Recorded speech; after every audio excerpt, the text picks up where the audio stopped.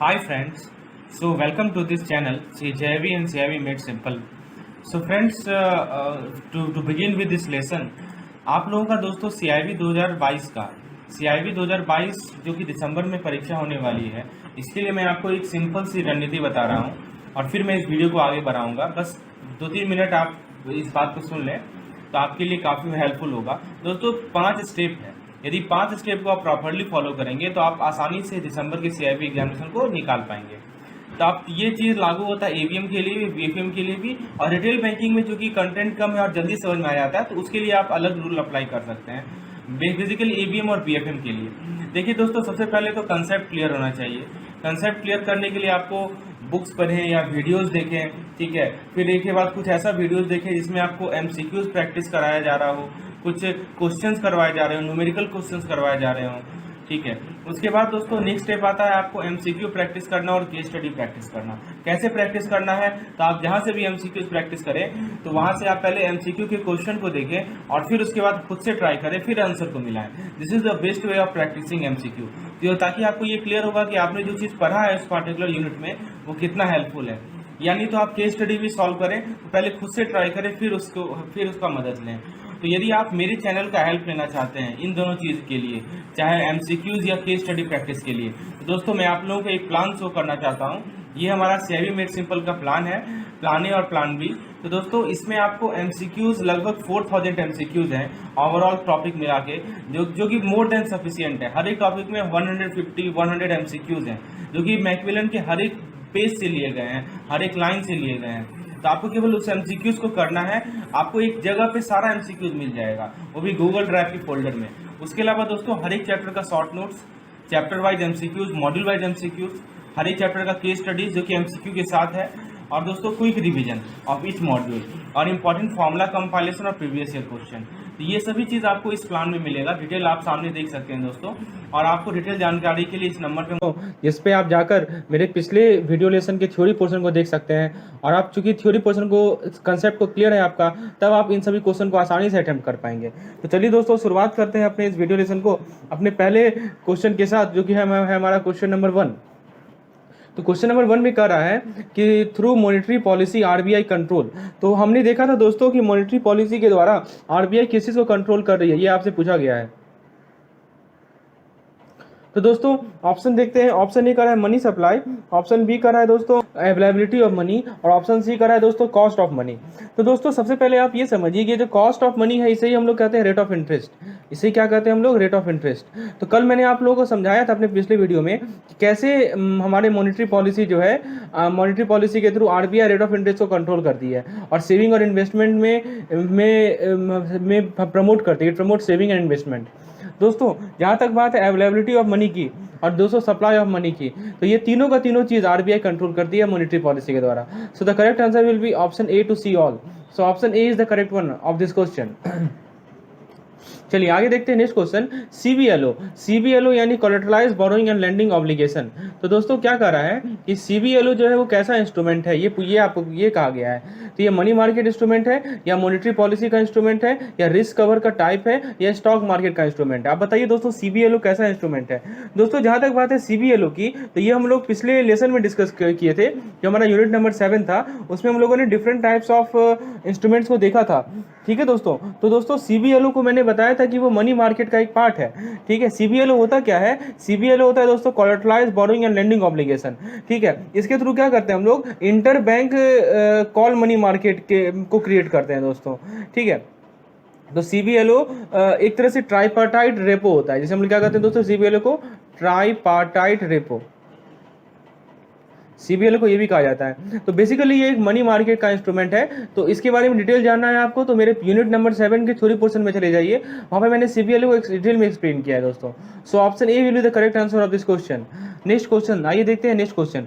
दोस्तों आप एक बार इस सभी क्वेश्चन को एक बार खुद से ट्राई कीजिए और फिर मेरे आंसर से मैच कीजिए। ये बेस्ट तरीका होगा इस पर्टिकुलर सेशन को अच्छे तरीके से समझने का। तो आप क्या कीजिए कि जब भी मैं क्वेश्चन देता हूँ तो आप वहाँ पॉज कर लीजिए, आप खुद से आंसर सोचिए और फिर मेरे एक्सप्लेनेशन को देखिए। चलिए एक केस स्टडी को करते हैं। ये बेसिकली केस स्टडी है। इसमें क्या कहा गया है कि by using the monetary policy RBI regulates the money supply, availability of money and also cost of money, that is rate of interest. बिल्कुल सही बात है, ये तो होता ही है।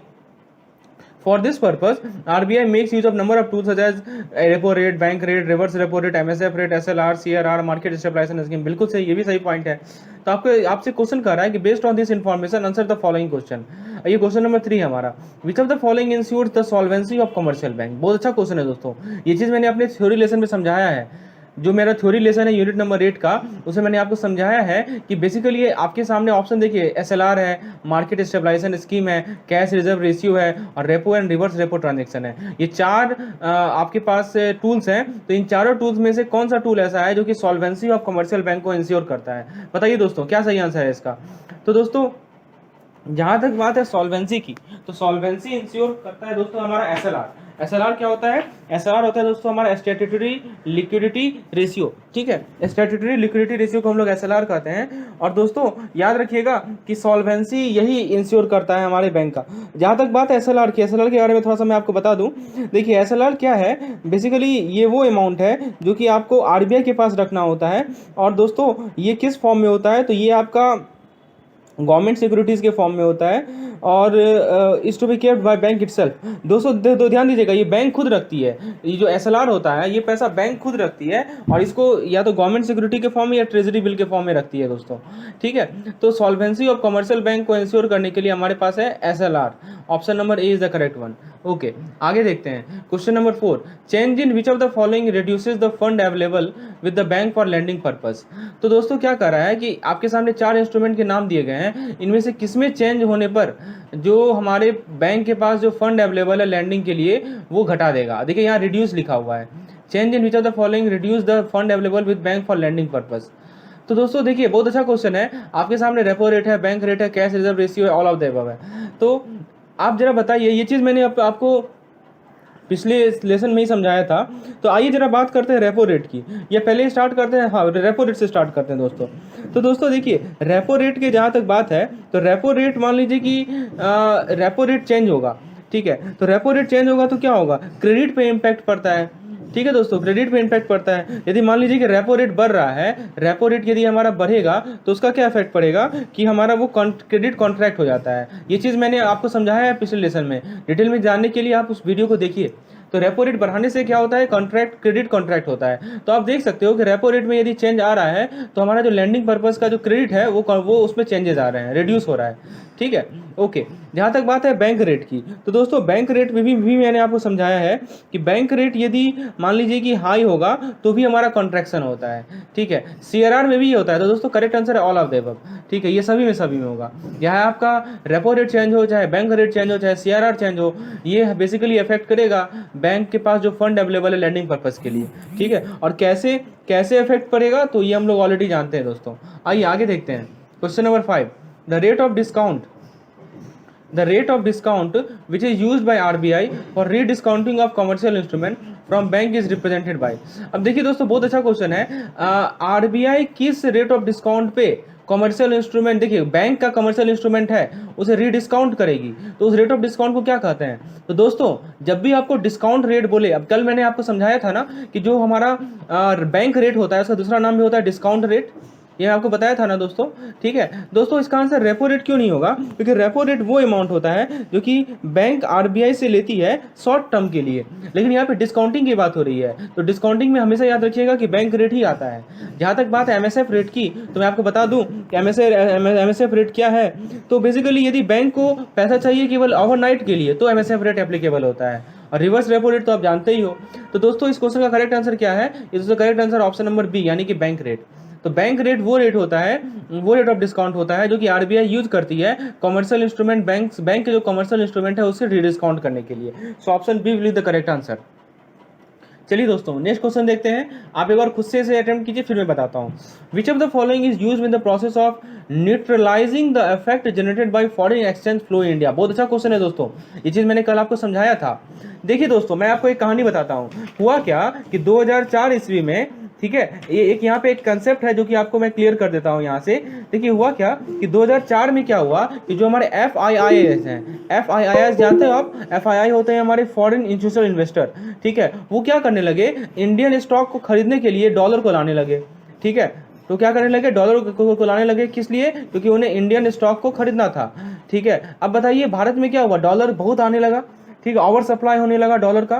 तो दोस्तों आरबीआई ने क्या किया, उस डॉलर को खरीदा, आरबीआई क्या किया, इस डॉलर को खरीदा, ठीक है।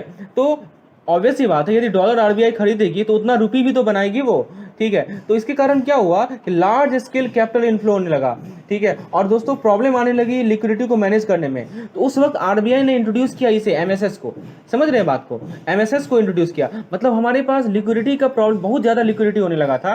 तो दोस्तों उस केस में एमएसएस को आरबीआई ने इंट्रोड्यूस किया, जिसमें क्या होता है कि गवर्नमेंट जो है इशू करेगी ट्रेजरी बिल, डेटेड सिक्योरिटी, ठीक है। और इससे क्या होगा कि ये सब चीजें खरीदेंगे कौन, तो बैंक खरीदेगी या पब्लिक खरीदेंगे, और बदले में आरबीआई को क्या मिलेगी, वो पैसा मिलेगी। तो मॉनेटरी जो हमारे पास, हमारे जो इकोनॉमी में ज्यादा से ज्यादा पैसा लिक्विडिटी बढ़ गया है, उसको सक करने के लिए ये टूल का यूज किया जाता है, जिसे हम लोग एमएसएस कहते हैं। और ये 2004 में लागू हुआ था। आपको पता है दोस्तों, डिमोनेटाइजेशन के समय सेम स्थिति थी, सेम सिचुएशन थी। तो दोस्तों आरबीआई ने एमएसएस का यूज वहां भी किया था, ठीक है, ताकि लिक्विडिटी को सक कर सके हमारे मार्केट से। तो देख सकते हो कि एमएसएस एक बहुत इंपॉर्टेंट मॉनेटरी टूल है, और ये क्या करता है, न्यूट्रलाइज करता है। किस चीज को न्यूट्रलाइज करता है, तो जो फॉरेन एक्सचेंज फ्लो इंडिया में हो रहे हैं उसके इफेक्ट को न्यूट्रलाइज करता है। तो दोस्तों ध्यान रखिएगा, बहुत अच्छा क्वेश्चन है, correct answer option number B, इस क्वेश्चन का correct answer option number B. तो देख सकते हो आप, मैं आपको कंसेप्ट भी क्लियर करते चल रहा हूं। और दोस्तों मेरे वीडियो लेसन को जरूर देखा कीजिए, वहां पे जो भी इंपॉर्टेंट पॉइंट्स हैं मैकमिलन बुक के, वो मैं आपको बताता हूं, ठीक है। तो आपका समय कम समय में यदि ज्यादा आउटपुट आप चाह रहे हो तो मेरे वीडियो लेसन को जरूर देखो। चलिए आगे देखते हैं हम लोग, क्वेश्चन नंबर 7। क्वेश्चन नंबर 7 में क्या कहा गया है, इसमें कहा गया है कि monetary policy of RBI aims at. अब देखिए मॉनेटरी पॉलिसी का क्या ऑब्जेक्टिव है, इस पे क्वेश्चन है। पहला है रेट ऑफ इन्फ्लेशन को कंट्रोल करना, दूसरा है स्टेबिलिटी ऑफ फाइनेंशियल मार्केट को इंश्योर करना, और तीसरा है मनी सप्लाई को रेगुलेट करना। अब बताइए दोस्तों क्या सही है आंसर इसका।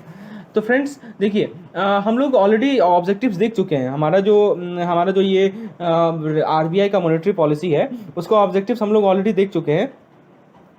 तो फ्रेंड्स आपको पता है कि मैंने आपको बताया था कि इन्फ्लेशन को ये कंट्रोल करता है मॉनेटरी पॉलिसी, ठीक है। इन्फ्लेशन को क्या करता है, वो कंट्रोल करता है। कैसे कंट्रोल करता है, तो मान लीजिए कि प्राइस हाई है, तो प्राइस हाई होगा तो इन्फ्लेशन है हमारा, तो वो क्या करेगा, मनी सप्लाई को क्या करेगा, तो मनी सप्लाई को क्या करेगा, कम कर देगा। और यदि डिफ्लेशन है तो शॉर्टेज ऑफ मनी है तो मनी सप्लाई को बढ़ा देगा।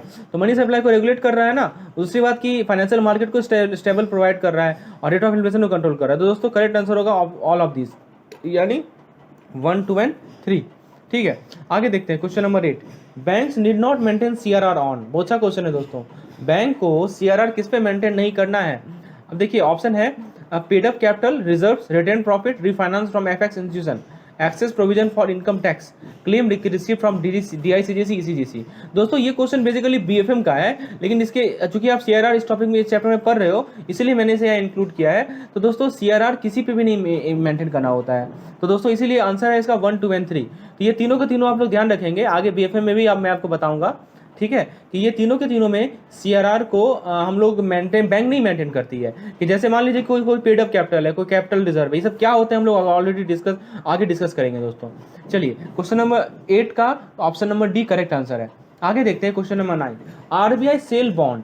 अब देखिए बहुत अच्छा क्वेश्चन है, बॉन्ड आरबीआई बेच रही है, तो बेसिकली ये एक मॉनेटरी पॉलिसी है। अब कैसा मॉनेटरी पॉलिसी है, ठीक है, एक्सपेंशनरी है, कॉन्ट्रैक्शनरी है, ठीक है, या मनी इंड्यूस कर रही है सिस्टम में, और नन ऑफ द अबव। अब बताइए दोस्तों क्या सही आंसर है इसका। बहुत अच्छा क्वेश्चन है दोस्तों। अब आरबीआई यदि बॉन्ड को बेचेगी, आप खुद सोचिए, आरबीआई के पास बॉन्ड है, ठीक है, वो बॉन्ड बेच रही है, बैंक को दे रही होगी या पब्लिक को दे रही होगी, यही तो हो सकता है ना, ठीक है। अब दोस्तों बदले में उससे क्या मिलेगा, आरबीआई को क्या मिलेगा बदले में, मनी मिलेगा ना। आपको बैंक या पब्लिक यदि बॉन्ड को खरीदेगी तो आरबीआई को क्या देगी, पैसा देगी।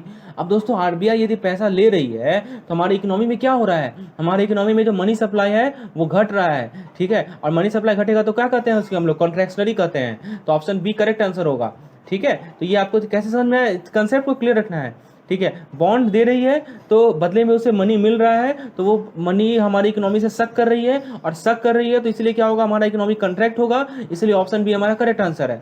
चीजें आपको क्लियर हो रही है, so option B will be the correct answer. Okay दोस्तों यदि लेसन पसंद आया हो तो एक लाइक जरूर कीजिएगा। चलिए आगे बढ़ते हैं क्वेश्चन नंबर 10 को। LAF is an indirect instrument of monetary policy which is used by RBI to regulate the liquidity in the banking system. बिल्कुल सही बात है, हम लोग जानते हैं इस चीज को। LAF का फुल फॉर्म पूछा गया है आपको, तो दोस्तों LAF का फुल फॉर्म आपको पता है, लिक्विडिटी एडजस्टमेंट फैसिलिटी होता है, ठीक है। So option A will be the correct answer. LAF के बारे में कुछ पॉइंट्स आपको मैं बता दूं, तो LAF के अंदर बेसिकली दो टूल्स होते हैं, एक होते हैं हमारे रेपो रेट और एक होते हैं हमारे रिवर्स रेपो रेट, ठीक है। तो करेक्ट आंसर है इसका ऑप्शन नंबर ए, यानी लिक्विडिटी एडजस्टमेंट फैसिलिटी। आगे देखते हैं question number 11। Dash policy refers to policy measure taken by RBI to control and regulate money supply. तो मनी सप्लाई को कंट्रोल और रेगुलेट करने के लिए कौन सा पॉलिसी होता है? Credit policy, monetary policy, fiscal policy, financial policy. Fiscal policy तो होगा नहीं, क्योंकि वो गवर्नमेंट स्पेंडिंग और टैक्सेशन पे होता है। मॉनेटरी पॉलिसी का करेक्ट आंसर है, so option B is the correct answer. Next question देखते हैं। The Reserve Bank of India has been given the responsibility of conducting monetary policy as mandated under which है। बहुत अच्छा question है दोस्तों। RBI को ये जिम्मेवारी दी गई है कि वो मॉनेटरी पॉलिसी को कंडक्ट करेगा, लेकिन ये मैंडेट उसे किस एक्ट के द्वारा मिली है? ऑप्शन ए कर रहा है फाइनेंशियल स्टेबिलिटी एक्ट, तो बी कर रहा है मॉनेटरी पॉलिसी एक्ट, सी कर रहा है reserve Bank of India act, D कर रहा है बैंकिंग रेगुलेशन एक्ट। तो दोस्तों इसके लिए correct answer option number C, यानी RBI act 1934। So option C is the correct answer. Next question. Government of India introduced dash policy for raising interest rate to combat inflation. अब दोस्तों देखिए हुआ क्या कि सरकार को इन्फ्लेशन को कॉम्बैट करना है, तो वो क्या करेगी? इंटरेस्ट रेट को बढ़ाएगी। तो ऐसा कौन सा पॉलिसी होता है? बहुत बढ़िया क्वेश्चन है दोस्तों, ठीक है। तो एक्सपेंशनरी होगा, मॉनेटरी होगा, फिस्कल होगा या कॉन्ट्रैक्शनरी होगा, ठीक है। तो दोस्तों बताइए, इन्फ्लेशन को कम्बैट करने के लिए मॉनेटरी पॉलिसी का यूज करती है दोस्तों। अब इस मॉनेटरी में भी देखिए दो है, एक्सपेंशनरी और कॉन्ट्रैक्शनरी है। अब आपको यदि स्पेसिफिक होकर बताना है कि कौन सा पॉलिसी है, आप बताइए। इन्फ्लेशन का मतलब क्या होता है दोस्तों, बताइए आप। इन्फ्लेशन का मतलब ये हुआ कि हमारा इकोनॉमी में मनी सप्लाई ज़्यादा है, ठीक है। हमारे इकोनॉमी में मनी सप्लाई क्या है? मनी सप्लाई एक्सेस है। तो दोस्तों इसके लिए क्या करेगी? सक करेगी ना। सक कैसे करेगी? तो कॉन्ट्रैक्शनरी पॉलिसी को अप्लाई करके, ठीक है। इसलिए ऑप्शन डी हमारा करेक्ट आंसर होगा। N increase in money supply is, अब देखिए बढ़िया क्वेश्चन है। मनी सप्लाई का इंक्रीमेंट है तो वो कैसा? पहले बात क्यों, तो मनी सप्लाई को फिस्कल पॉलिसी को मतलब है नहीं, तो ऑप्शन ए और सी तो होगा नहीं। अब बी होगा या डी होगा? अब बात बताइए दोस्तों, मनी सप्लाई बढ़ रहा है, मनी सप्लाई बढ़ रहा है यानी कि हमारा इन्फ्लेशन है। तो दोस्तों मनी सप्लाई बढ़ रहा है तो RBI क्या करेगी? उसको कॉन्ट्रैक्ट करने का प्रयास करेगी ना, तो हमारा हो जाएगा कॉन्ट्रैक्शनरी मॉनेटरी पॉलिसी, ठीक है। नहीं लेकिन देखिए RBI क्या करेगी वो नहीं पूछ रहा है, मनी सप्लाई बढ़ रहा है तो ये हमारा एक्सपेंशन होगा जी, ठीक है। तो option A B correct answer है, एक्सपेंशनरी मॉनेटरी पॉलिसी, ठीक है। आगे देखते हैं। Monetary policy affect inflation only, output only, both inflation and output, ठीक है, बोथ इन्फ्लेशन एंड आउटपुट, और दोस्तों नाइदर इन्फ्लेशन नॉर आउटपुट। तो दोस्तों मॉनेटरी पॉलिसी किसे अफेक्ट करती है? तो दोनों को अफेक्ट करती है, इन्फ्लेशन को भी अफेक्ट करती है और आउटपुट को भी अफेक्ट करती है। So option C will be the correct answer. Which of the following is not a tool of monetary policy. तो इनमें से कौन सा मॉनेटरी पॉलिसी का टूल नहीं है? OMO, ways and mean advance, repo rate, bank rate.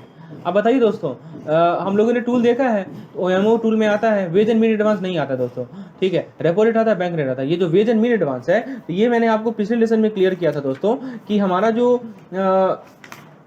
हमारा government market होता है दोस्तों, जो गवर्नमेंट सिक्योरिटी मार्केट होता है, उसमें ये आता है वेज एंड मीन एडवांस, ठीक है। तो ये पार्ट किसका है? तो ये पार्ट है गवर्नमेंट सिक्योरिटी मार्केट का, ठीक है। ये चीज़ हम लोग ऑलरेडी डिस्कस कर चुके हैं पिछले लेसन में।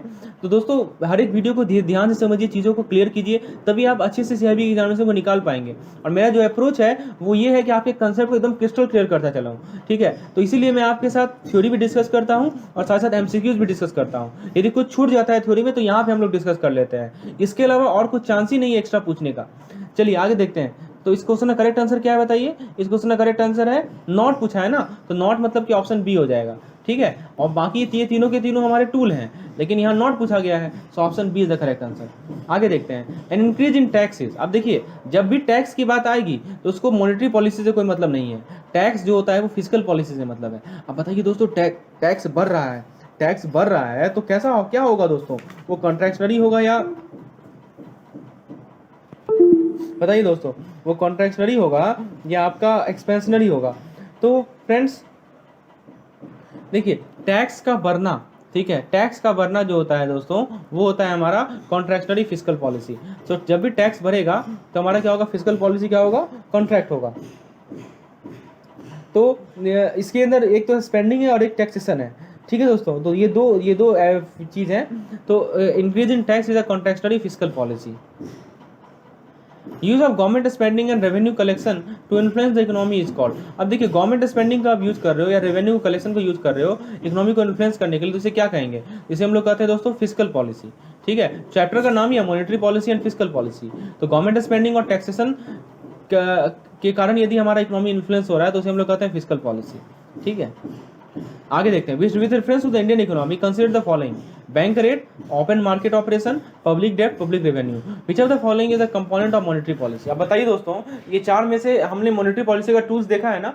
ठीक है, क्वालिटेटिव टूल्स, क्वांटिटेटिव टूल्स, दो तरह के टूल्स होते हैं। तो बैंक रेट और ओएमए तो हमने देखा है, लेकिन जो पब्लिक डेप्ट और पब्लिक रेवेन्यू ये हमने नहीं देखा है। ऑब्वियस सी बात है, ये दोनों जो है हमारे मॉनेटरी पॉलिसी का कंपोनेंट नहीं है। ठीक है, so option 1 and 2 are correct. So option C is the correct one of this question.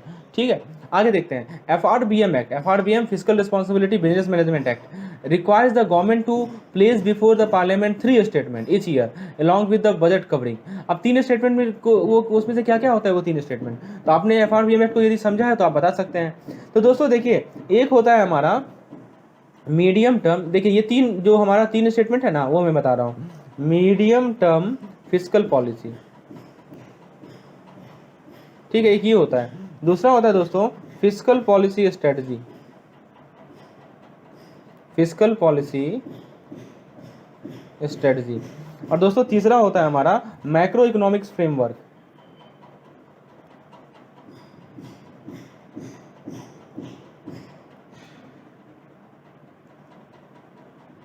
ठीक है, तो दोस्तों medium term fiscal policy strategy and macro economic framework, ये 3 चीज़ है। तो ऑप्शन बी हमारा करेक्ट आंसर होगा। ठीक है दोस्तों, आगे देखते हैं। Normally what type of movement is seen in interest rate which change in bank rate by RBI. अब दोस्तों देखिए, आरबीआई बैंक रेट को चेंज कर रही है। आरबीआई क्या कर रही है? बैंक रेट को चेंज कर रही है। तो हमारे इंटरेस्ट रेट में कैसा मूवमेंट दिखेगा? What type of movement is seen in interest rate which change in bank rate by RBI. तो फ्रेंड्स बताइए, बैंक रेट यदि चेंज हो रहा है तो अब कैसा? अब देखिए बहुत सा क्वेश्चन है, इसको मैं समझाता हूं दोस्तों आपको। बैंक रेट बेसिकली कैसे हमारे बैंक रेट जो है कैसे हमारे इंटरेस्ट रेट को चेंज करती है, वो मैं आपको बताता हूँ। तो दोस्तों बैंक रेट वो पैसा होता है जो आरबीआई जिस रेट पे डिस्काउंट करती है किसी भी कमर्शियल बैंक के बिल को। ठीक है, किसी भी कमर्शियल बैंक के बिल को जिस रेट पे आरबीआई डिस्काउंट करती है वो होता है हमारा बैंक रेट। अब मान लीजिए कि बैंक जो है आरबीआई से बिल डिस्काउंट कराने गई, ठीक है, तो मान लीजिए रेट महंगा है, मतलब बैंक रेट जो है वो हाई है। रेट महंगा का मतलब समझ रहे हैं ना? तो बैंक रेट मान लीजिए कि हाई है। अब बताइए क्या होगा कि बैंक रेट यदि हाई होगा तो आरबीआई क्या करेगी? आरबीआई जो है वो बैंकों को लेस अमाउंट देगी। ठीक है, बैंकों को क्या देगी? कम पैसा देगी।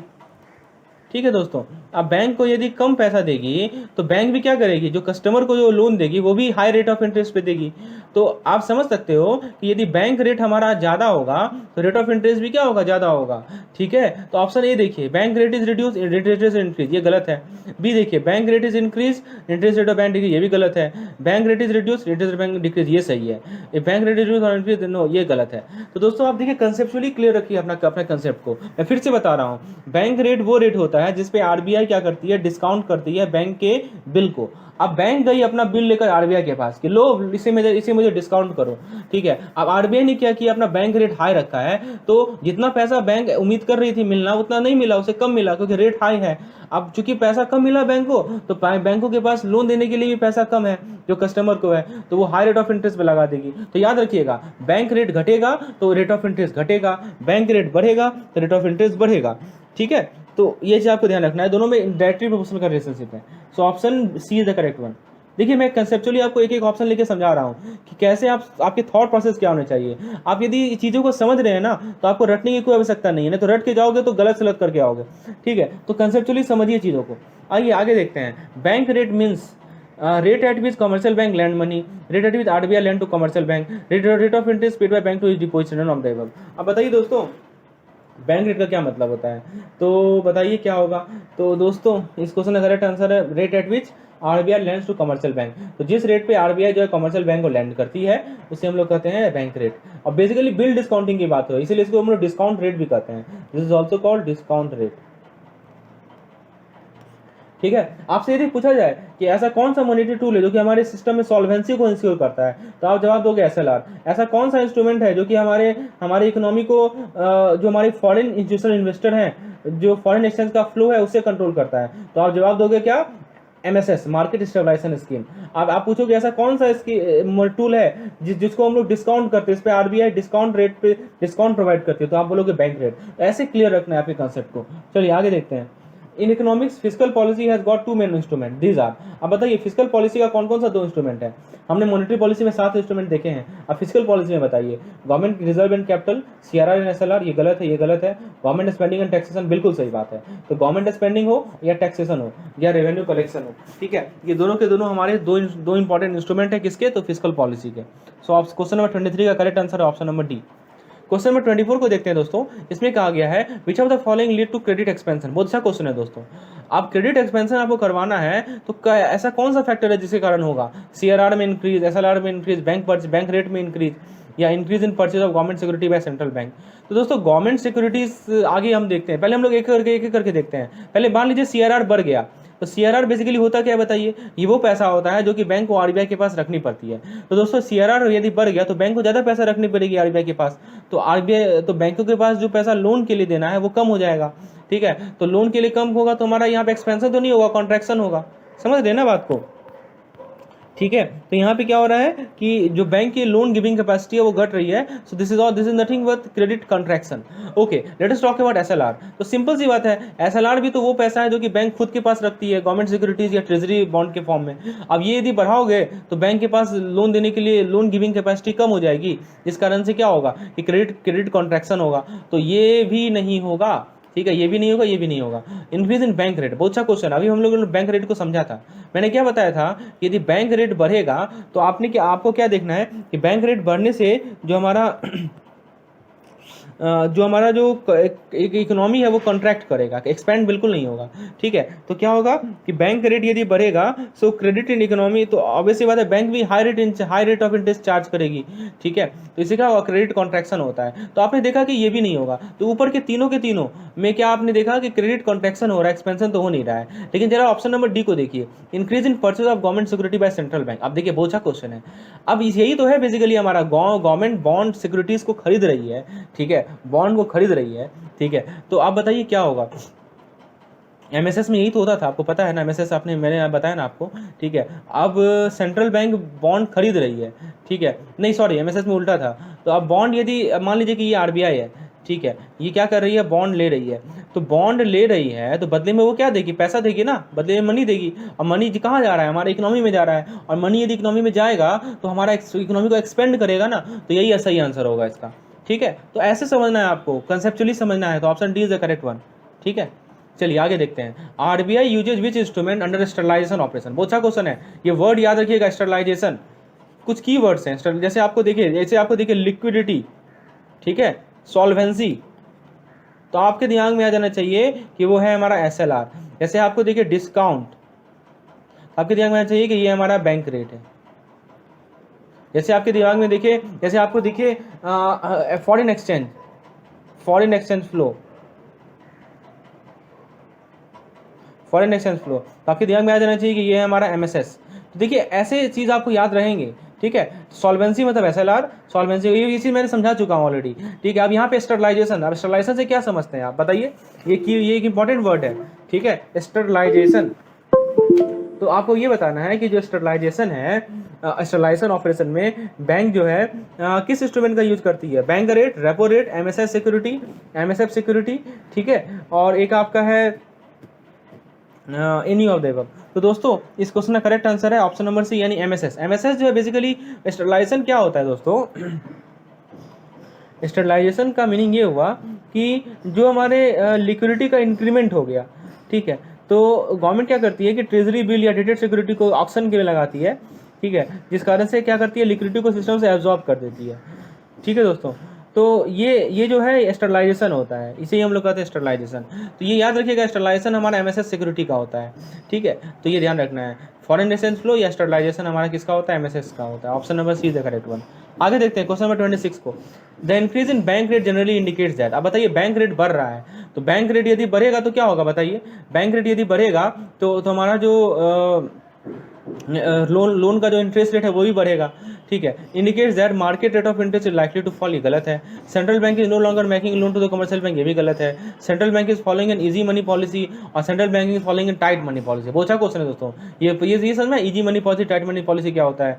इजी मनी पॉलिसी मतलब रेट ऑफ इंटरेस्ट लो है, ठीक है, और टाइट मनी पॉलिसी मतलब रेट ऑफ इंटरेस्ट हाई है।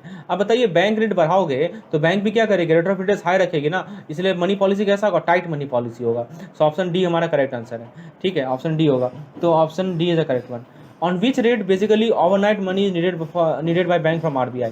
अब बैंक को आरबीआई से ओवरनाइट मनी चाहिए, एक दिन के लिए या 24 घंटा के लिए मनी चाहिए, तो किस रेट पे बैंक किस रेट होगा, तो वो जो रेट होता है उसे हम लोग एमएसएफ रेट करते हैं, और ये जनरली रेपो रेट से 0.50% ज़्यादा होता है, ठीक है। ये देखोगे आप जब भी रेपो रेट और एमएसएफ को कंपेयर करोगे ना, तो आप ये देखोगे कि ये हमारा 0.50% से ज़्यादा है, ठीक है दोस्तों। और हाँ याद रखिएगा जो बैंक रेट होता है ना हमारा, वो एमएसएफ से लिंक होता है, ठीक है, एमएसएफ से लिंक होता है। तो जैसे एमएसएफ चेंज होगा तो क्या होगा कि जब भी जैसे एमएसएफ चेंज होगा वैसे बैंक रेट भी क्या होगा हमारा चेंज होगा। चलिए आगे देखते हैं नेक्स्ट क्वेश्चन को, इसका correct answer option number A, ठीक है। नेक्स्ट क्वेश्चन है bank rate is also refers to as. तो बैंक रेट को क्या करते हैं हम लोग, डिस्काउंट रेट करते हैं। ये वो रेट होता है जहाँ पे आरबीआई क्या करती है, बैंक के बिल को डिस्काउंट करती है, इसीलिए इसे डिस्काउंट रेट भी कहा जाता है। So option A is the correct one. Next question देखते हैं, which of the following is the rate at which the RBI lends money to commercial bank in the event of any shortfall of fund. अब देखिए fund का shortfall हो रहा है, ठीक है, तो किस रेट पे आरबीआई जो है पैसा देगी कमर्शियल बैंक को। तो आपके सामने चार ऑप्शंस हैं, benchmark, BPLR, annual percentage rate, bank rate या रेपो रेट। अब देखिए दोस्तों rate at which RBI lends money to commercial bank in the event of any shortfall of fund. अब सिंपल सी बात है, यदि कम समय के लिए फंड का शॉर्टफॉल है तो आरबीआई देगी रेपो रेट पे, ठीक है, आरबीआई क्या देती है, रेपो रेट पे, और जब बिल का डिस्काउंटिंग होता है तो बैंक रेट होता है। तो option number D is the correct one. आगे देखते हैं, which are the following formulate the fiscal policy India. बहुत बढ़िया क्वेश्चन है कि फिस्कल पॉलिसी कौन फॉर्मुलेट करता है, planning commission, finance commission, RBI. RBI नहीं करती, आरबीआई कोई काम नहीं है, मिनिस्ट्री ऑफ फाइनेंस। अब बताइए दोस्तों क्या आंसर चाहिए, तो दोस्तों मिनिस्ट्री ऑफ फाइनेंस का करेक्ट आंसर है। तो मिनिस्ट्री ऑफ फाइनेंस क्या करती है, हमारी फिस्कल पॉलिसी को फॉर्मुलेट करती है। Which are the following are tools of fiscal policy. तो दो टूल होते हैं हमने देखा है, एक तो हमारा गवर्नमेंट स्पेंडिंग है, दूसरा क्या है हमारा टैक्सेशन। सो ऑप्शन डी हमारा करेक्ट आंसर होगा, ठीक है।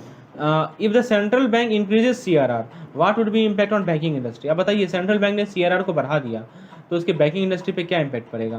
तो सीआरआर यदि बढ़ाओगे तो बैंकों के पास पैसा जो लोन के लिए देना है, लोन गिविंग कैपेसिटी कम हो जाएगी, तो बैंक भी इंटरेस्ट रेट को क्या करेगी, बढ़ा देगी, ठीक है। So bank will increase the loan interest rate, ठीक है, option is the correct one.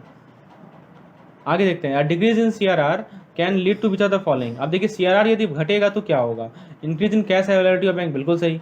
Increase in repo rate, अब बताइए रेपो रेट पे फर्क पड़ेगा क्या यदि सीआरआर बढ़ रहा है तो ये आपको बताना है, और डिक्रीज इन एसएलआर ये भी आपको बताना है। तो दोस्तों बिल्कुल कोई इफेक्ट नहीं पड़ता है, आपस में ये कोरिलेटेड नहीं है, ये दोनों के दोनों अलग अलग टूल्स हैं, ठीक है। सीआरआर का एसएलआर पे कोई इफेक्ट नहीं पड़ेगा और सीआरआर का रेपो रेट पे भी कोई इफेक्ट नहीं पड़ेगा, दोनों आपस में कोई भी कोरिलेशन नहीं है दोस्तों। एसएलआर वो पैसा होता है जो कि बैंक खुद के पास रखती है, ठीक है, और सीआरआर वो पैसा होता है जो कि बैंक को क्या है, आरबीआई के पास रखना है कैश के फॉर्म में, ठीक है दोस्तों। तो दोस्तों इसका करेक्ट आंसर है 1 ओनली, ऑप्शन नंबर ए, ठीक है।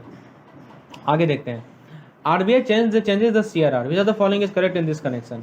आरबीआई ने सीआरआर को चेंज किया, option A reduction in CRR increase the liquidity position with Indian bank. CRR घटा तो ऑब्वियसली बात है लिक्विडिटी पोजीशन बढ़ा देगा। फिर है increase in CRR increase the liquidity, ये गलत है। Increase in CRR does not affect, ये भी गलत है, ये भी गलत है। तो दोस्तों ये सीआरआर यदि घटेगा तो जो हमारा इंडियन बैंक के पास लिक्विडिटी पोजीशन है वो बढ़ जाता है। So option A is the correct one. CRR is maintain the form of, अब बताइए सीआरआर किस फॉर्म मेंटेन होता है, government securities, balance with RBI, balance with SBI, all of the. तो दोस्तों बैलेंस विद आरबीआई, तो आरबीआई के पास balance रखना होता है सीआरआर को मेंटेन करने के लिए, ठीक है। आगे देखते हैं, to absorb liquidity from system which of the following was introduced by RBI in March 2004। देखिए मार्च 2004 स्पेशली इसलिए लिखा है क्योंकि मार्च 2004 में क्या हुआ था कि जो हमारे फॉरेन इन्वेस्टर थे, फॉरेन इंस्टीट्यूशनल इन्वेस्टर एफआईआई थे, वो क्या कर रहे थे कि हमारे इंडियन के स्टॉक मार्केट में अपना स्टॉक को खरीद रहे थे, तो डॉलर का इन्फ्यूजन हो रहा था काफ़ी ज़्यादा रेट पे। तो आरबीआई ने क्या किया, एमएसएस टूल को लाया था, और इसीलिए याद रखना है आपको MSS, market stabilization scheme, option number B, ठीक है। आगे देखते हैं, open market operation one of the measure taken by RBI in order to control credit expansion of the economy means. अब देखिए ओएमओ से पूछ लिया गया क्वेश्चन, ओएमओ को क्या समझते हो आप? तो देखिए हम लोग एक एक टूल्स पे क्वेश्चन डिस्कस कर रहे हैं, इसके अलावा और कुछ पूछा नहीं जा सकता इस टॉपिक से। We are discussing each and every point which are important with regard to this topic. So the question is regarding OMO. So OMO, you know, OMO is a measure taken by RBI in order to control credit expansion in the economy. इसका क्या मतलब होता है? तो OMO में आप क्या करते हो दोस्तों कि यहाँ पे बॉन्ड का सेलिंग और परचेज होता है, ठीक है, ये मैंने आपको बताया है। बॉन्ड का सेलिंग और परचेज हमारा ओपन मार्केट ऑपरेशन में होता है। तो आप कैसे करते हो इसे? तो सेल और purchase government security, option number ए। और मैंने आपको समझाया भी था कि जब सिक्योरिटी को सेल करते हैं तो उस केस में credit creation capacity commercial bank का घट जाता है, इस कारण सप्लाई मनी सप्लाई जो होता है वो घट जाता है। तो option number A is the correct one.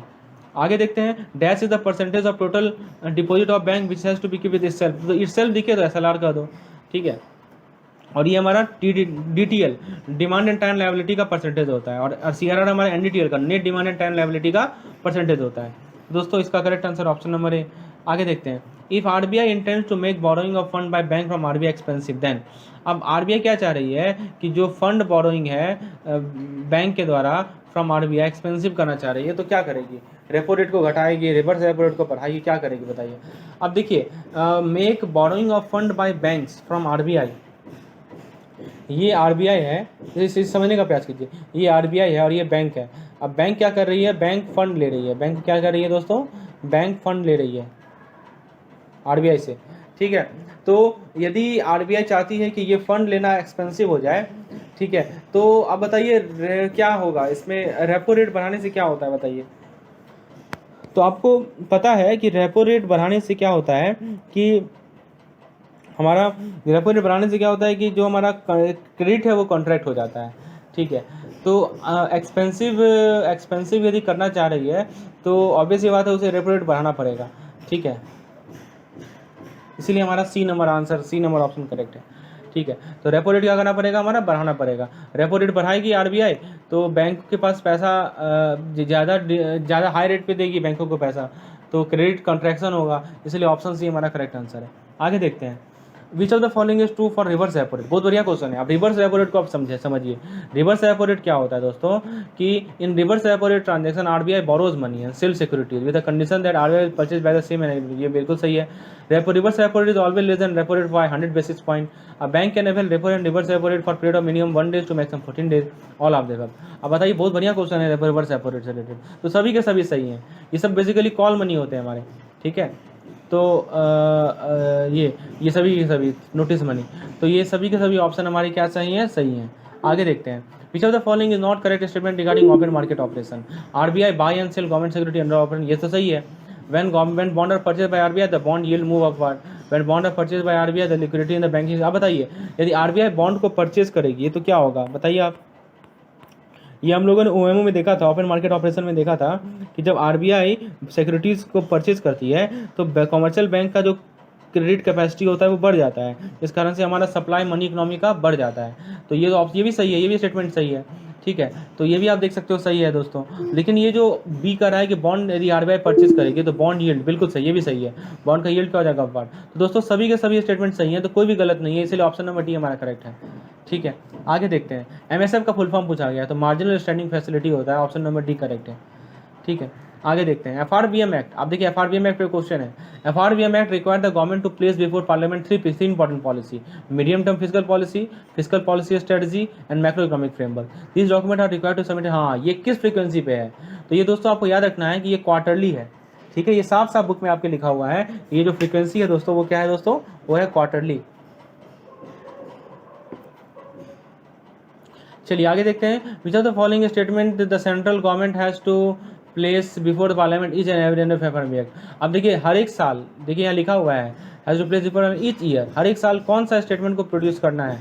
अब ये है 4 स्टेटमेंट दिया गया है, तो बताइए।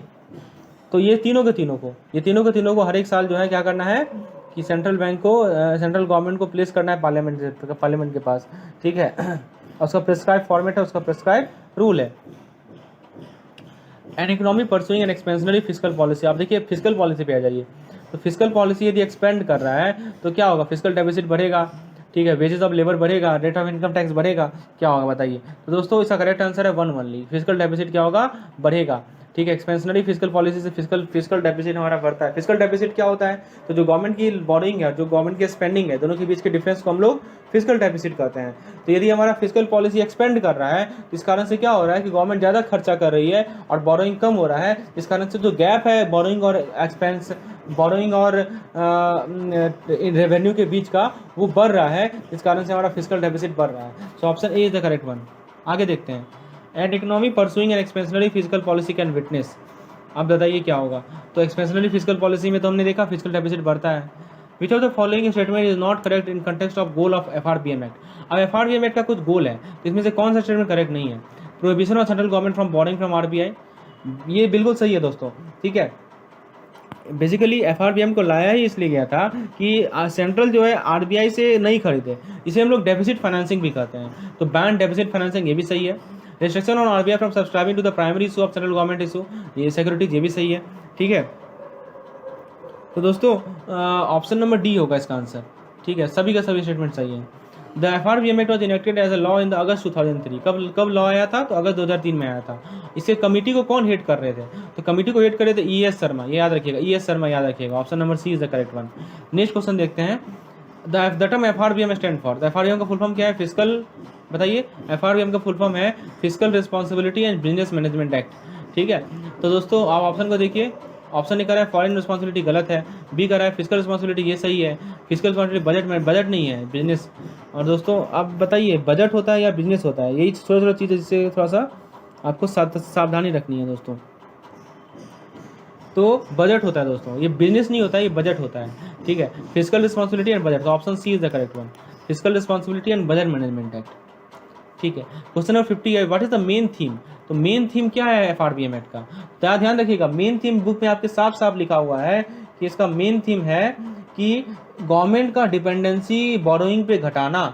ठीक है, और फिजिकल डेफिसिट को घटाना। तो गवर्नमेंट का जो डिपेंडेंसी है बोरोइंग पे, उसको घटाना है दोस्तों। तो ऑप्शन नंबर सी देखिए, to reduce the dependency of the government on borrowing and to help reduce the fiscal deficit phase manner, बिल्कुल सही बात है। ठीक है, ब्लैक मनी से कोई मतलब नहीं है।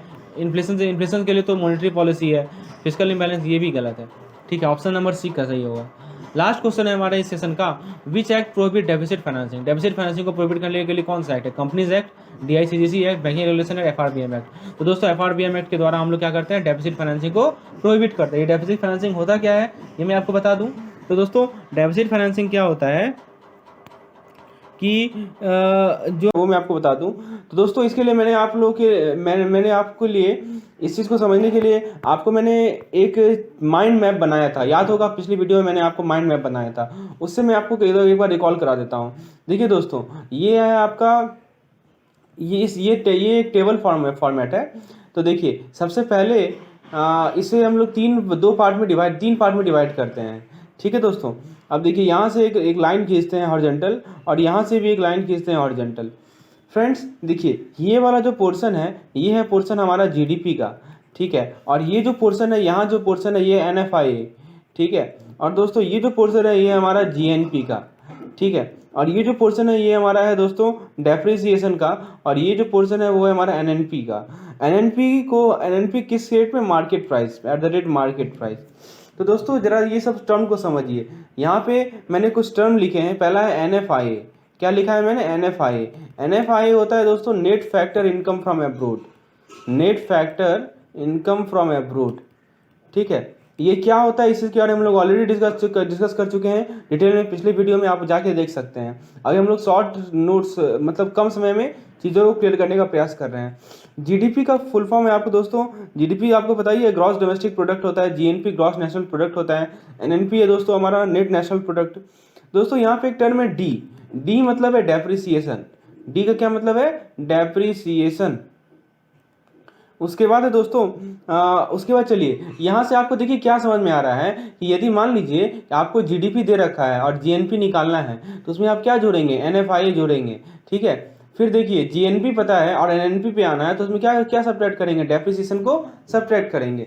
चलिए यहाँ तक तो क्लियर है। इससे आप फर्दर इस टेबल को आगे बढ़ा सकते हैं। ठीक है, एक और यहाँ पे आप एक और बार चार्ट यहाँ ड्रॉ कर लीजिए।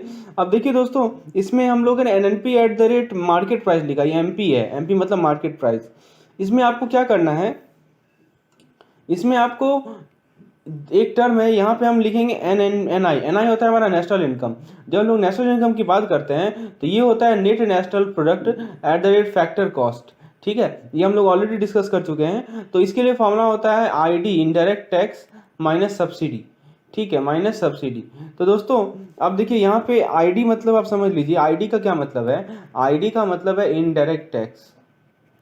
ठीक है, और आर फिर इसमें सब्सिडी को घटाएगा तो आपको क्या मिल जाएगा, नेट नेशनल इनकम मिल जाएगा, जो कि एनएनपी पे होगा। ठीक है दोस्तों, उसके बाद एक और, इसे आप एक और लेवल पे ले जा सकते हैं आगे, एक लेवल हम इसे और बढ़ा सकते हैं। अब देखिए यहाँ पे क्या होगा, यहाँ पे हम एनआई से हम आ सकते हैं पीआई पे। पीआई क्या होता है दोस्तों, तो पीआई होता है हमारा पर्सनल इनकम। पीआई क्या होता है दोस्तों, पर्सनल इनकम। कैसे आ सकते हैं पर्सनल इनकम पे, तो दोस्तों पर्सनल इनकम पे आने के लिए आप देखिए एक टर्म है यूपी, ठीक है, plus NIH, plus NIH plus सीटी। ये यूपी एनआईएच सीटी क्या है, यूपी मतलब समझिए, ठीक है, यूपी मतलब होता है अनडिस्ट्रीब्यूटेड प्रॉफिट। यूपी मतलब होता है अनडिस्ट्रीब्यूटेड प्रॉफिट। ठीक है, उसके बाद एक टर्म में एनआईएच। एनआईएच का मतलब समझिए, एनआईएच का मतलब होता है net interest by house holder. और दोस्तों तीसरा जो टर्म है वो है सीटी। सीटी का मतलब होता है कॉर्पोरेट टैक्स। ठीक है, तो दोस्तों ये चार्ट को आप दिमाग में बनाए रखिए, काफ़ी हेल्पफुल चार्ट है आपको। मान लीजिए कि देखिए कैसे आप इसका यूज कर सकते हैं मैं बताता हूँ। आपको जीडीपी दिया हुआ है, जीएनपी निकालना है, तो आप क्या कीजिएगा, नफिया को जोड़ दीजिएगा। आपको जीएनपी दिया हुआ है, एनएनपी निकालना है, तो क्या कीजिएगा, डेप्रिसिएशन को क्या कीजिएगा बताइए, डेप्रिसिएशन को आप क्या कीजिएगा, माइनस कर दीजिएगा, तो एनएनपी निकल जाएगा। और एनएनपी जो निकलेगा वो मार्केट प्राइस पे निकलेगा। अब आपको एनएनपी फैक्टर कॉस्ट पे निकालना है, जो कि एनआई होता है, तो उसमें आपको आईडी माइनस सब्सिडी को क्या करना पड़ेगा, सब्ट्रैक्ट करना पड़ेगा। ठीक है, मान लीजिए जीडीपी दिया हुआ है और एनएनपी पे आना है, तो कैसे आइएगा, तो देखिए नफिया लेना है और डेप्रिसिएशन लेना है, दोनों को लेना है। तो इस चार्ट का यूज आप बार बार कर सकते हैं, इसे ध्यान में रखिएगा इस चार्ट को। इसके अलावा कुछ इंपॉर्टेंट फॉर्मुलेस थे जो कि मैं आपको रिकॉल करा देता हूँ, ये तो है ही इंपॉर्टेंट फार्मूला। उसके अलावा आपको ध्यान रखना है कि जीडीपी कंपटीशन का कुछ फार्मूला था, याद होगा आपको। तो एक तो हमारा है एक्सपेंडिचर मेथड। एक्सपेंडिचर मेथड में मैंने आपको बताया था कि जो जीडीपी होता है वो होता है सी plus I plus G plus X minus M. यहाँ पे सी है दोस्तों हमारा क्या है, सी है प्राइवेट कंजम्पशन। ठीक है, सी है प्राइवेट कंजम्पशन, आई है दोस्तों ग्रॉस इन्वेस्टमेंट, जी है हमारा गवर्नमेंट स्पेंडिंग, और एक्स माइनस एम है हमारा एक्सपोर्ट माइनस इम्पोर्ट। उसके बाद दोस्तों सेकंड जो मेथड था वो था हमारा इनकम मेथड। इनकम मेथड में मैंने आपको जीडीपी, ये तो हमारा है एक्सपेंडिचर मेथड। ठीक है, the second method was income method. और इनकम मेथड से मैंने आप लोगों को बताया था कि जीडीपी कैसे निकालते हैं। तो इनकम मेथड से जीडीपी कैसे निकालते थे आपको याद होगा, W plus P plus I N plus R. ये डब्ल्यू क्या है, डब्ल्यू है वेजेस, पी क्या है दोस्तों प्रॉफिट, आई एन क्या है इंटरेस्ट, और आर क्या है दोस्तों रेंट है। चलिए ये भी क्लियर है। और दोस्तों तीसरा मेथड मैंने आपको बताया था प्रोडक्ट अप्रोच। तो प्रोडक्ट अप्रोच में आपको मैंने नॉमिनल जीडीपी समझाया था और एक आपको रियल जीडीपी समझाया था। तो नॉमिनल जीडीपी क्या होता है आपको याद है, यदि हम लोग आज के करंट वैल्यू में जीडीपी को कैलकुलेट कर रहे हैं तो वो हमारा होता है नॉमिनल जीडीपी। और रियल जीडीपी क्या होता है कि जब नॉमिनल जीडीपी को, देखिए रियल जीडीपी में क्या होता है कि टुडेज आउटपुट किसी बेस ईयर प्राइस पे कैलकुलेट कर रहे होते हैं। तो ये आपको क्लियर है। उसके बाद दोस्तों एक एक एक इंपॉर्टेंट फॉर्मूला था जो कि हम लोगों ने ऑलरेडी देख लिया है, पर्सनल इनकम का, वो भी हम लोगों ने देखा है। अब हम लोगों ने नेशनल इनकम को निकालने का 3 मेथड देखा था। एक था हमारा प्रोडक्ट मेथड, एक था हमारा इनकम मेथड, और तीसरा था हमारा एक्सपेंडिचर मेथड। तो ये सब हम लोगों ने ऑलरेडी डिस्कस कर लिया है। तो जीडीपी से जीएनपी पे कैसे आना है, जीएनपी से एनडीपी पे एनडीपी पे कैसे आना है, ठीक है, ये सब हम लोगों ने देख लिया है। तो फ्रेंड्स आइए अब हम लोग कुछ एमसीक्यूज को करते हैं, जो भी थ्योरी हम लोगों ने डिस्कस किया उस बेसिस पर। तो फ्रेंड्स सबसे पहला एमसीक्यूज देखते हैं दोस्तों। आइए, तो सबसे पहला क्वेश्चन है हमारा कि gross domestic product is a total measure of, ठीक है, is total measure of all, option A consumer income in an economy over a period of time, option B capital accumulation in an economy over a period of time, option C sales in economy over a period of time, option D final goods and services produced in economy over a period of time। तो दोस्तों GDP का definition ही है कि आप final goods and service जितना produce कर रहे हैं सभी का जो मार्केट वैल्यू होता है वही हमारा जीडीपी होता है। So option D will be the correct answer. ठीक है दोस्तों, क्या आंसर सही होगा, ऑप्शन डी करेक्ट आंसर होगा। आइए नेक्स्ट क्वेश्चन को देखते हैं। The difference between gross domestic product देखिए कि क्या क्या किसके किसके बीच का डिफरेंस पूछा गया है, तो जीएनपी और जीडीपी के बीच का डिफरेंस पूछा गया है। अब बताइए दोस्तों जीएनपी और जीडीपी के बीच का डिफरेंस क्या होगा। तो दोस्तों जीएनपी का जब हम बात करते हैं तो क्या होता है दोस्तों, आप उसमें क्या लेते हैं कि जैसे मान लीजिए कि कोई भारत का निवासी है, वो किसी दूसरे फॉरेन कंट्री में काम कर रहा है, और यदि मान लीजिए कि कोई दूसरा फॉरेन लेबर है वो भारत में काम कर रहा है, तो इस चीज़ को कौन अकाउंट में लेता है, तो जीएनपी अकाउंट में लेता है। तो दोस्तों जी आपको मैंने अभी टेबल ही बताया था, याद होगा आपको, यहाँ पे अभी मैंने टेबल जो आपके लिए ड्रॉ किया था, तो आपको याद होगा कि यहाँ पे मैंने आपको जीडीपी भी दिखाया था, यहाँ पे मैंने आपको जीएनपी दिखाया था, और यहाँ पे मैंने आपको एनएफआईए दिखाया था। तो यहाँ से आप देख सकते हैं ना क्या फॉर्मूला निकल रहा है कि GNP is equal to GDP plus NFIA. बताइए ये तो निकल ही रहा है ना।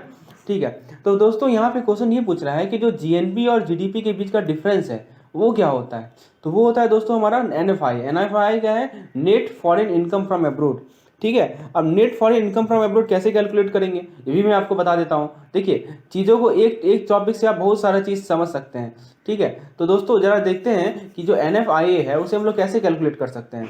तो एनएफआईए को कैलकुलेट करने का फॉर्मूला मैं आपको बता देता हूँ, बहुत सिंपल है। एनएफआईए का कैलकुलेट यदि करना है तो आप क्या कीजिए कि जो इनकम अर्न, देखिए इसका फॉर्मूला होता है income earned bye foreign is by Indian resident.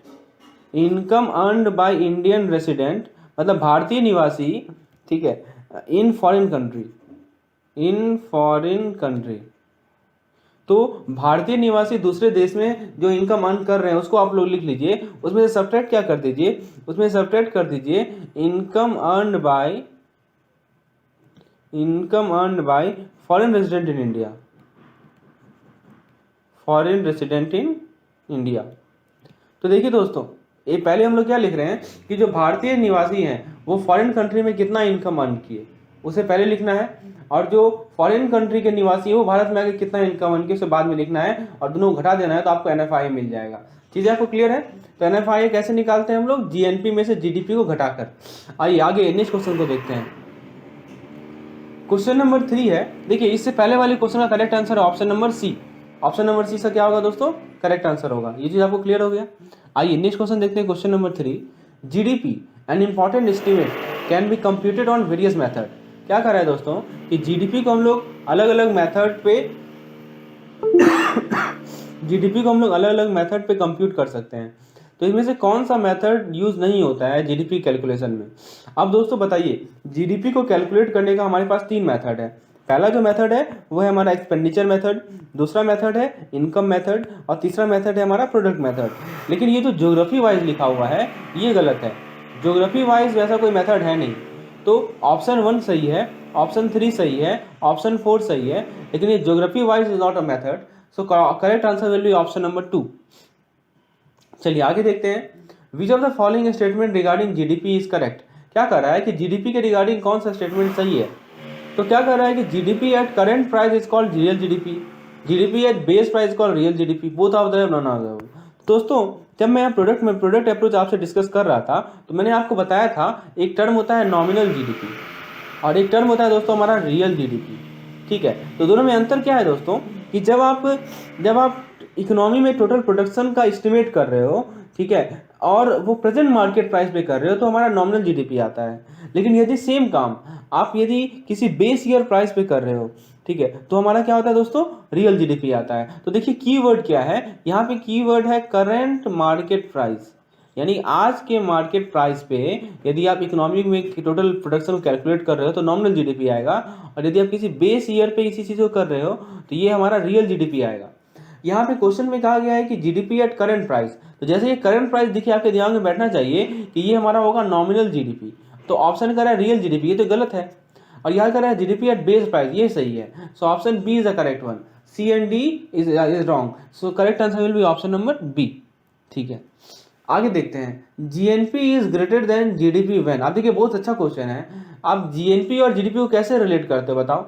देखिए GNP is equal to GDP plus NFI लिख सकते हैं ना। यदि आप इस जीडीपी को उठा के लेफ्ट हैंड साइड में ले आए तो GNP minus GDP minus GDP is equal to क्या हो जाएगा, एनएफआई।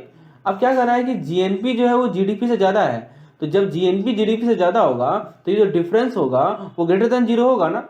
समझ रहे हैं बात को, आप ऐसे समझिए, जीएनपी कह रहा है कि जीडीपी से ज़्यादा है, तो इसे आप कैसे कर सकते हो ना कि GNP minus GDP is greater than zero. मतलब हमारा जो लेफ्ट हैंड साइड है वो ग्रेटर देन जीरो है, तो ऑब्वियसली हमारा जो राइट हैंड साइड होगा वो भी ग्रेटर देन जीरो होगा। तो जो एनएफआई है हमारा, net factor income from abroad, वो भी क्या होगा, जीरो से ज़्यादा होगा। ऑप्शन को देखिए, ऑप्शन ए कर रहा है greater than zero, option B कर रहा है लेस देन जीरो, ये तो गलत है, equal to zero equal to -1, ये भी गलत है। So option A is the correct one. Okay, so GNP जब जीडीपी से ज़्यादा होता है, कब होता है, जब एनएफआई क्या है हमारा, जीरो से ज़्यादा है, यानी एनएफआई हमारा क्या है, पॉजिटिव है। चलिए आगे बढ़ते हैं, नेक्स्ट क्वेश्चन को देखते हैं। नेक्स्ट क्वेश्चन में पूछा गया है which of the following is true. अब देखिए, अब अभी तक हम लोगों ने जीडीपी और जीएनपी को देखा, अब हम लोग एनएनपी को देखेंगे।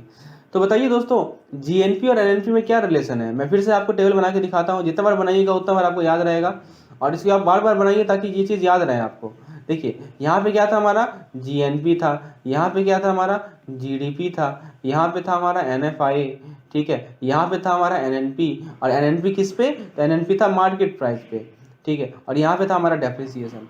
तो दोस्तों बताइए, यदि हम लोग जीएनपी दे रखा है और हमें एनएनपी पे आना है तो क्या करना पड़ेगा, डेप्रिसिएशन घटाना पड़ेगा ना। तो ये तो गलत है, GNP plus depreciation equal to NNP, ये तो गलत है।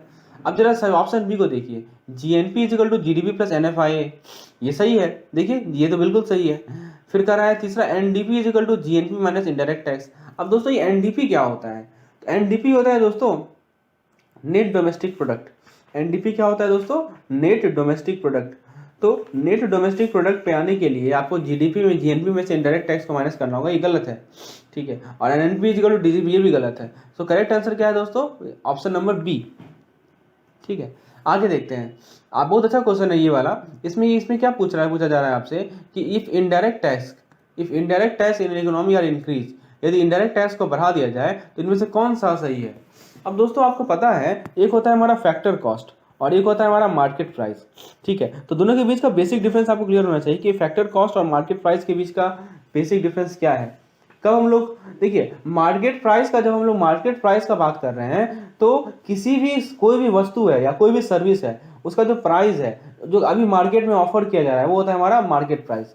लेकिन जब हम लोग फैक्टर कॉस्ट करते हैं तो देखिए इसमें हम लोग क्या करते हैं कि मान लीजिए कोई प्रोडक्शन है, उस प्रोडक्शन को होने में कुछ फैक्टर्स हैं, जैसे कि आप ले लीजिए लैंड हो गया, लेबर हो गया, कैपिटल हो गया, एंटरप्रेन्योर हो गया, तो ये सभी के सभी हमारे फैक्टर्स हैं। तो हम लोग क्या करते हैं कि इन सभी फैक्टर का कॉस्ट को कैलकुलेट कर लेते हैं, जिसके द्वारा हम लोग टोटल प्रोडक्शन के कॉस्ट को निकालते हैं, ठीक है। तो दोनों में अंतर समझ में आया आपको। अब देखिए जीडीपी एट फैक्टर कॉस्ट और जीडीपी एट मार्केट प्राइस में एक रिलेशन है, वो क्या रिलेशन है वो भी आप समझ सकते हैं, काफ़ी आसान है। देखिए आपको ये चार्ट याद है ना, ये चार्ट जो कि मैंने आपके लिए ड्रॉ किया था, मैं फिर से यहाँ पे ड्रॉ कर रहा हूँ। देखिए इस चार्ट को आप बार बार यूज कीजिए, आपका कंसेप्ट एकदम क्रिस्टल क्लियर हो जाएगा। देखिए दोस्तों जीडीपी, हाँ, तो आप इसे आप लोग ड्रॉ कर सकते हैं यहाँ पे।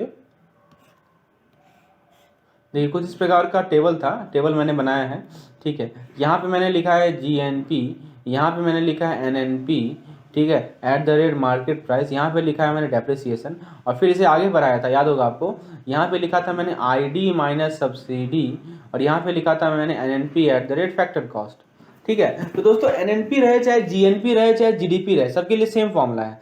अब जरा बताइए, यदि हमको मार्केट प्राइस पे एनएनपी दिया हुआ है तो हमें यदि फैक्टर कॉस्ट निकालना है तो उसमें इनडायरेक्ट टैक्स माइनस सब्सिडी घटाना पड़ेगा ना। सेम चीज़ है, सेम चीज़। यदि मान लीजिए कि जीडीपी आपको दे रखा है eight the rate market price, ठीक है, तो वो क्या हो जाएगा, वो हो जाएगा जीएनपी, ठीक है, वो हो जाएगा आपका दोस्तों, वो आपका हो जाएगा जीडीपी, वो हो जाएगा GDP at the rate factor cost plus indirect tax minus subsidy, ठीक है दोस्तों, ये इसका फॉर्मूला होगा। अब देखिए इसी फॉर्मूले को हम लोग यूज करेंगे इस क्वेश्चन में। इस क्वेश्चन में क्या कर रहा है कि यदि इनडायरेक्ट टैक्स को बढ़ा दिया जाए तो क्या होगा। अब जरा देखिए इस फॉर्मूले को, देखिए मैं फॉर्मूले को यहाँ लिख रहा हूँ दोस्तों, इस फॉर्मूले को मैं यहाँ नोट कर रहा हूँ कि GDP MP is equal to GDP FC plus indirect tax minus subsidy, ठीक है। अब आप इसे बढ़ा रहे हो, ये जो आईटी है, आईटी जो इनडायरेक्ट टैक्स है, इसके आप बढ़ा रहे हो, तो इसे आप बढ़ाओगे तो क्या होगा कि ये बढ़ेगा क्या, ये बिल्कुल नहीं बढ़ेगा, लेकिन ये बढ़ जाएगा, जीडीपी एट एमपी क्या हो जाएगा हमारा, बढ़ जाएगा। ठीक है, तो ऑप्शन नंबर ए कर रहा है कि GDP at factor cost increases, ये गलत है। ऑप्शन बी कर रहा है कि GDP at factor cost decreases, ठीक है दोस्तों, ये भी गलत है। ऑप्शन सी कर रहा है कि GDP at market price increases, ये सही है। ठीक है, तो थर्ड ही केवल सही है, बाकी सभी के सभी क्या है, गलत है, क्योंकि इनडायरेक्ट टैक्स बढ़ाने से हमारा जो जीडीपी एट मार्केट प्राइस है वो बढ़ेगा। So option C will be the correct answer. समझ में आया आपको? आगे नेक्स्ट क्वेश्चन देखते हैं। नेट नेशनल इनकम, देखिए बहुत बढ़िया क्वेश्चन है। नेशनल इनकम क्या होता है दोस्तों? तो अभी मैंने आपको बताया था जो नेशनल इनकम होता है इस NNP eight the rate factor cost को ही हम लोग नेशनल इनकम कहते हैं। मैं फिर से बता दूं, ये जो एन देखिए ये जो टेबल आपको याद है ना, तो आधा से ज़्यादा क्वेश्चन आपको यहीं से बन जाएगा, इसलिए मैं बार बार इस टेबल पर आपको समझाने का प्रयास कर रहा हूँ। इसे आप लोग दिमाग में बैठा लीजिए। यहाँ पे जीडीपी होता है, यहाँ पे होता है एनएफआई, ठीक है, इसे आप लोग बनाइएगा तो बार बार रिपीट करने का जरूरत। देखिए ये जो नेशनल इनकम होता है ना, वो होता है हमारा NNP eight the rate factor cost. NNP क्या है? Net national product at the rate factor cost. ठीक है, तो क्वेश्चन को जरा पढ़िए। क्वेश्चन में क्या कहा गया है कि national income is the net national product at the market price, गलत है। Net national product at the factor cost, ये सही है। Net domestic product at the market price, गलत है। Net domestic product factor cost, ये भी गलत है। तो दोस्तों करेक्ट आंसर है इसका ऑप्शन नंबर बी, यानी net national product at the factor cost. आइए आगे देखते हैं। अब देखिए क्या कह रहा है कि आपको एनएनपी निकालना है। यदि एनएनपी निकालना है और जीएनपी दिया गया है तो क्या डिडक्ट करेंगे? आप बताइए, इस टेबल को देखिए जरा। देखिए आपको क्या दिया हुआ है, पढ़िए क्वेश्चन को। आपको दिया हुआ है क्वेश्चन में कि जीएनपी में से क्या डिडक्ट करेंगे ताकि हमें एनएनपी मिले। जीएनपी कहाँ पे है, जरा खोजिए तो। जीएनपी है यहाँ पे, एनएनपी पे आना है, तो क्या डिडक्ट कर रहे हैं? डेप्रिसिएशन घटा रहे हैं ना, तो जीएनपी में से डेप्रिसिएशन यदि घटा रहे हैं तभी तो हम लोग एनएनपी पे आ रहे हैं। ठीक है दोस्तों, तो डेप्रिसिएशन को घटाना पड़ेगा। तो दोस्तों डेप्रिसिएशन को बोलिए तो लॉस होता है दोस्तों। ठीक है, डेप्रिसिएशन बोलिए या लॉस बोलिए, दोनों सेम चीज़ है। तो आपको क्या करना है कि जीएनपी में से लॉस को यदि घटाएंगे तो हमें मिल जाएगा एनएनपी। यही तो क्वेश्चन पूछा जा रहा है। So option D will be the correct answer of this question. आइए आगे देखते हैं। क्वेश्चन नंबर 10 हमसे पूछा जा रहा है, the value of output at the market price after adjusting for the effect of indirect tax and subsidy on the price is called. अब देखिए क्या कर रहा है कि आपने इनडायरेक्ट टैक्स और सब्सिडीज के इफेक्ट को एडजस्ट कर लिया। ठीक है, तो मार्केट प्राइस पे जो आउटपुट का वैल्यू होता है उसे क्या कहते हैं? जीएनपी कहेंगे, जीडीपी एट मार्केट प्राइस कहेंगे, जीडीपी एट फैक्टर कॉस्ट कहेंगे, ग्रॉस नेशनल इनकम कहेंगे। तो जीएनआई तो होगा नहीं, जीएनपी भी होगा नहीं। ठीक है, तो होगा दोस्तों फैक्टर कॉस्ट। ठीक है, आपने देखा ना, ये चार्ट को देखिए। इनडायरेक्ट टैक्स और सब्सिडी को यदि आप मैनेज कर लेते हैं तो आपको क्या बचता है? NNP eight the rate factor cost बचता है ना। तो सेम चीज़ जीएनपी के लिए भी लागू होगा। ठीक है, चाहे वो एनएनपी रहे, जीएनपी रहे, जीडीपी रहे, एनडीपी रहे, सबके लिए सेम रूल लागू होगा। ठीक है, तो दोस्तों क्या आपको मिलता है एडजस्ट करने के बाद? GDP at factor cost. ठीक है, क्वेश्चन नंबर 11 बेसिकली एक केस स्टडी है। अब देखिए केस स्टडी में कौन कौन से डाटा को हमें लेना है, कौन कौन से डाटा को हमें छोड़ना है, वो देखना है। पहले हमें कंजम्पशन दे रखा है यानी सी दे रखा है, ग्रॉस इन्वेस्टमेंट दे रखा है यानी आई दे रखा है, गवर्नमेंट स्पेंडिंग यानी जी दे रखा है, एक्स दे रखा है, एम दे रखा है, इनडायरेक्ट टैक्स यानी कि आईटी दे रखा है, सब्सिडीज मतलब कि सब्सिडी दिया हुआ है, compensation of employ property income, net receivable from abroad, और फिर total capital gain from overseas investment दे रखा है। ये सभी डाटा हमें दी गई है। अब आइए जब क्वेश्चन को तो देखिए पहला क्वेश्चन है और एक और से दिया हुआ है, income earn by foreign national domestically is ₹800,000। पहला क्वेश्चन है कैलकुलेट जीडीपी। तो दोस्तों जीडीपी निकालने का हमारे पास 3 मेथड है, आपको पता है ना, हमारे पास जीडीपी निकालने का 3 मेथड है। लेकिन क्या हमें दिया हुआ है उस बेसिस पे हम लोग जीडीपी निकालेंगे। तो यहाँ पे हमें कंजम्पशन दिया रखा है यानी कि हमें एक्सपेंडिचर मेथड को यूज करना है। तो एक्सपेंडिचर मेथड में क्या फॉर्मूला होता है? GDP is equal to C plus I plus G plus X minus M. तो बताइए सी कितना है, जरा देखिए तो। सी है अपना 62,000, तो लिख दीजिए 62,000। ठीक है, कितना लिखेंगे हम लोग? 62,000। ठीक है, आई कितना है हमारा? आई है हमारा गवर्नमेंट इन्वेस्टमेंट 46,000, इट इज़ 46,000। ठीक है, तो इसे हम लोग लिख देते हैं 46,000। फिर जी कितना है हमारा? गवर्नमेंट स्पेंडिंग है 14,000। ठीक है, तो गवर्नमेंट स्पेंडिंग हो गया दोस्तों हमारा 14,000, तो 14 के लिख देते हैं। ठीक है, एक्स कितना है हमारा? एक्सपोर्ट कितना है? तो एक्सपोर्ट है दोस्तों 96,000 का। So export is how much? Export is 96,000। और हमारा इंपोर्ट कितना है? तो इंपोर्ट है दोस्तों 72,000 का। सो इंपोर्ट इज हाउ मच? 72,000। तो यहाँ पे मिले 7,000। तो दोस्तों इसे हम लोग कैलकुलेट कीजिए। देखिए 62,000 प्लस 46,000 प्लस 14, तो दोस्तों ये दोनों को जोड़िएगा तो आपको मिल जाएगा 60,000। ठीक है, और दोस्तों 96 में से 72 यदि घटाइएगा तो आपको मिल जाएगा 24। ठीक है, तो कुल मिलाकर आप 62, 60 और 24 को जोड़ दीजिए तो हो जाएगा 6 6 12 14 146 के, यानी 146,000। So option B will the correct answer. ठीक है, आपको फॉर्मूला पता है, आपको बस पुट करना है वैल्यू को तो करेक्ट आंसर मिल जाएगा। So option B will the correct answer. आप देख सकते हैं यहाँ पे हमने कैलकुलेशन कर रखा है। अब दोस्तों इसी क्वेश्चन का सेकंड पार्ट है calculate GDP at cost factor, यानी फैक्टर कॉस्ट। अब देखिए दोस्तों, जीडीपी एट फैक्टर कॉस्ट निकालना है, कैसे निकालेंगे? एक बार इस टेबल को देखिए, मैं फिर से रिपीट कर रहा हूँ दोस्तों, इस टेबल को बार बार रिपीट कर रहा हूँ ताकि आपके दिमाग में बैठ जाए। देखिए ये टेबल है हमारा, तो हमें क्या करना है, हमें इसे 3 पार्ट में डिवाइड करना है। हमें यहाँ पे जीएनपी है, यहाँ पे हम लोगों ने एनएनपी। आप एक काम कीजिए, यहाँ पे जीडीपी लिख दीजिए, GDP at the rate market price. यहाँ पे हमारा डेप्रिसिएशन है। ठीक है, यहाँ पे हम लोगों ने लिया है एनएनआईडी माइनस सब्सिडी, और यहाँ पे मैंने लिखा है GDP at the rate factor cost. ठीक है, आपको जीडीपी निकालनी है आप लोग, ये निकला 146K। ठीक है, उसमें आपको निकालना है ये कितना है, तो ये निकालने के लिए हमें आईडी माइनस सब्सिडी निकालना पड़ेगा ना। चला ये निकालते हैं, आईडी माइनस सब्सिडी कितना है। तो दोस्तों आईडी कितना क्वेश्चन में दिया हुआ था, देखिए तो आईडी कितना है, इनडायरेक्ट टैक्स कितना है, तो वो है 15,000, और सब्सिडी कितना है 8,000। तो आईडी माइनस सब्सिडी कितना हो गया बताइए? तो आईडी माइनस सब्सिडी यदि आप करेंगे, आप आईडी माइनस सब्सिडी करेंगे तो ये तो 15,000 है और ये 8,000 है, तो कितना हो जाएगा 7,000 हो जाएगा ना। मतलब कि आप इस टेबल पे आ जाइए, तो ये इतना दूर जो है, इतना दूर ये हो गया आपका 7,000। कितना हो गया दोस्तों 7K टोटल। देखिए समझिए, ये है आपका टेबल। ठीक है, ये टेबल है। ठीक है, और यहाँ से ये इतना दूर है। ठीक है, ये है टोटल यहाँ तक, ये वाला रीजन है 146K। ठीक है, और ये है हमारा 7K। इसमें से ये निकालना है तो माइनस कर दीजिए, तो कितना हो जाएगा 146 माइनस 7 यानी कि 139K। ठीक है, तो हमारा करेक्ट आंसर होगा फैक्टर कॉस्ट जीडीपी का 139K। तो option A will be the correct answer. कौन सा सही है दोस्तों? ऑप्शन ए हमारा करेक्ट आंसर है। सो 12 का ऑप्शन नंबर ए। चीज़ें आपको क्लियर हो रही हैं? आपको जीएनपी निकालने का दिया है, तो फिर से आ जाइए टेबल पे। देखिए टेबल को कैसे यूज करना है वो मैं आपको बता रहा हूँ। देखिए फिर से मैं इसे इरेज करता हूँ। ठीक है, अब आप देखिए जीएनपी निकालने का रहा है ना। ठीक है, तो जीएनपी कैसे निकलेगा, मैं फिर से इसे रिपीट करता हूँ। देखिए जीएनपी निकालने के लिए इस टेबल को आप यूज कर सकते हैं।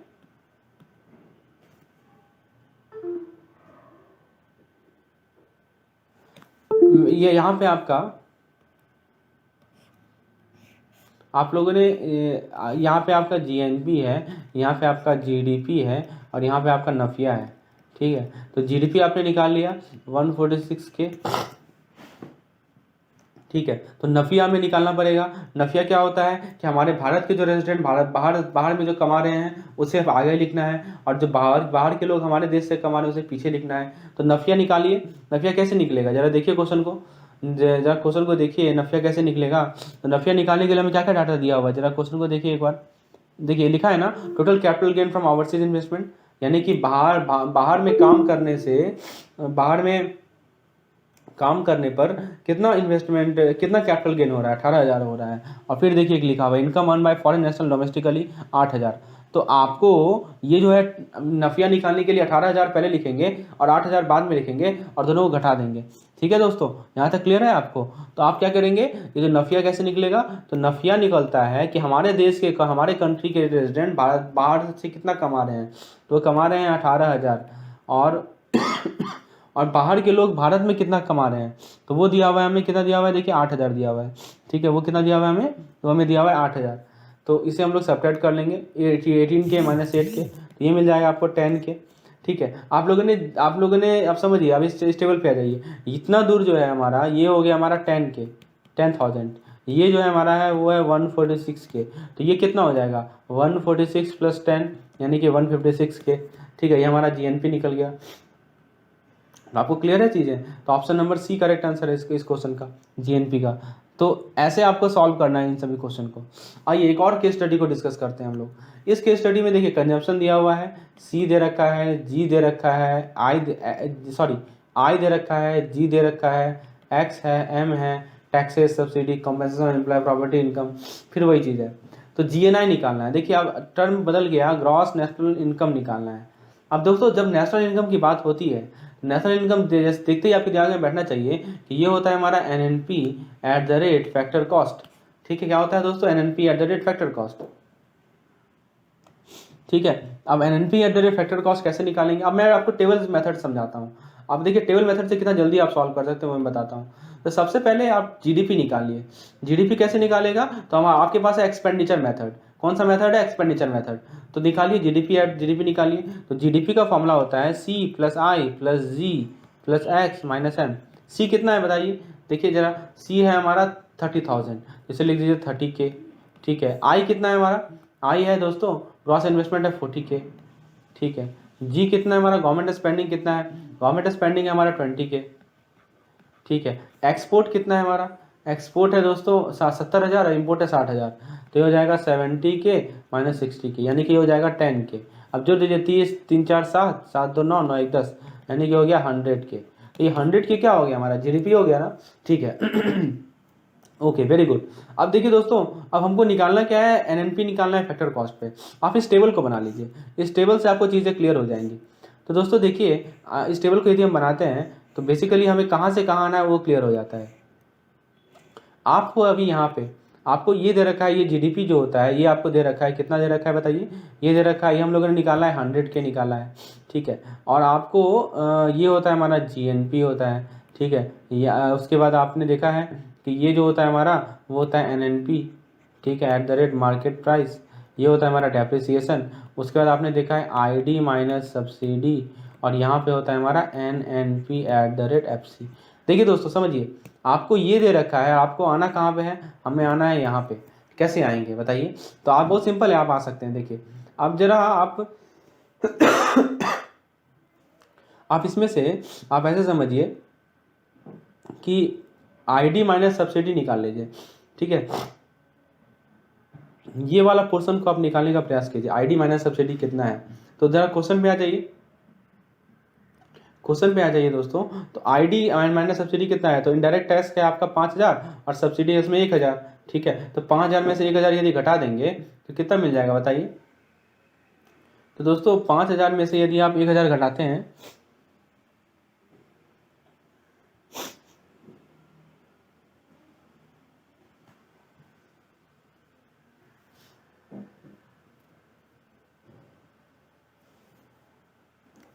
तो फ्रेंड्स देखिए, जो GNI का फॉर्मूला है वो है हमारा GDP plus tax minus subsidy.